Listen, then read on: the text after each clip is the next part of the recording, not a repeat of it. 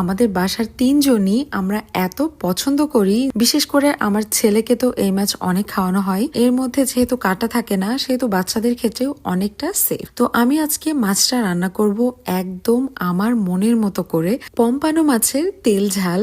তো এখানে আমি মাছটাকে হলুদ লবণ মাখিয়ে ম্যারিনেট হতে রেখে দেবো 30 মিনিটের মতো।